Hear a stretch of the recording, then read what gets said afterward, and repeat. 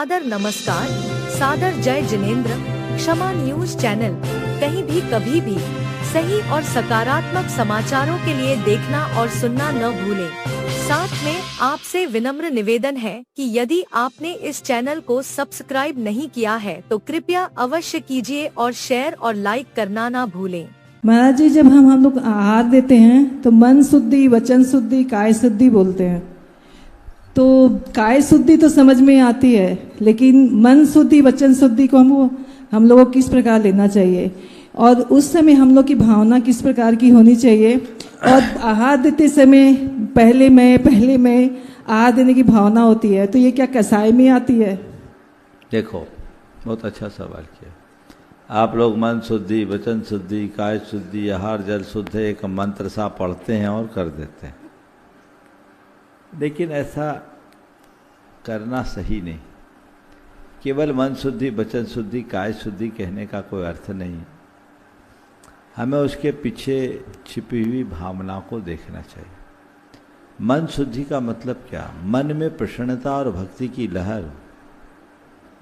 मैं आज जिनके अंजलि में आहार देने जा रहा हूँ वो कोई साधारण पुरुष नहीं।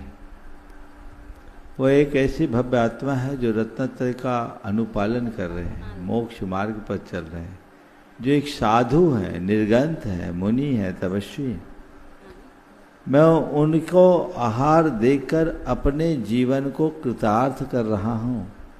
ये भाव, मेरे इस थोड़े से दान से उनका रत्नत्रय अच्छे से पल जाए, उनके प्रति अनुराग और भक्ति की अभिव्यक्ति का नाम मन शुद्धि है। मन में कोई छल छद्म न होना मन शुद्धि है। वचन शुद्धि, सत्यता और प्रियता से युक्त वचनों का प्रयोग, मधुर और मीठे वचन, मनोहार भावना, प्रार्थना, कामना, ये वचन शुद्धि है। फिर शरीर की शुद्धि रखिए, वस्त्रादि की शुद्धि, बाहर भीतर की शुद्धि रखें। आप लोगों के साथ ये होता है कि कई बार धक्का मुक्की कर देते हैं, ना आपका मन शुद्ध होता है, ना वचन शुद्ध होता है। थोड़ी भीड़ ज़्यादा हो जाए, आने में विलम्ब होने लगे तो पता नहीं कितने अधीर हो जाते हैं। और हमारे कार्यकर्ता तो बताते हैं, महाराज जी कईयों का तो हम लोगों को झेलना भी पड़ता है। अब मैं लाइव कार्यक्रम इसलिए ज़्यादा खोल के नहीं बोल रहा हूँ, लेकिन उस समय भावना का इतना अतिरेक होता है। एक बच्चा जो मेरे साथ चौकी में आहार में पढ़ाया जाता है, बोले महाराज जी महिलाएं नोच तक लेती है। अब क्या है, ऐसा आहार देकर आप क्या पुण्य कमाएंगे? नोच रहे हैं, मुक्का मार रहे हैं। इतनी अधीरता और इतनी आक्रामकता, सच्चे अर्थों में ऐसा व्यक्ति आहार दान देने का ही पात्र नहीं है।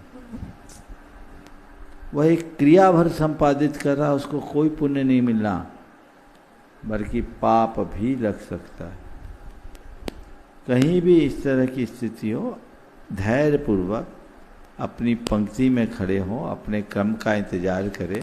जब आएगा तो दे देंगे और नहीं है तो अनुमोदना कर लेंगे। ये भाव होना चाहिए। चीखा चिल्ली करना, हल्ला मचाना, ये शोभास्पद नहीं होता।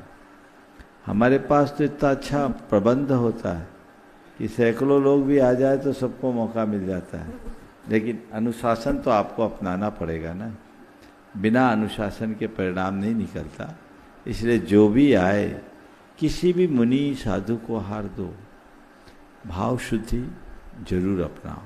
तो हम मन शुद्धि, वचन शुद्धि, काय शुद्धि बोलते हैं और खुद उसका उल्लंघन करते हैं, तो शुद्धि कभी काम में नहीं आती।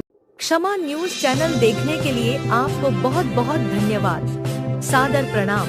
सादर जय जिनेंद्र।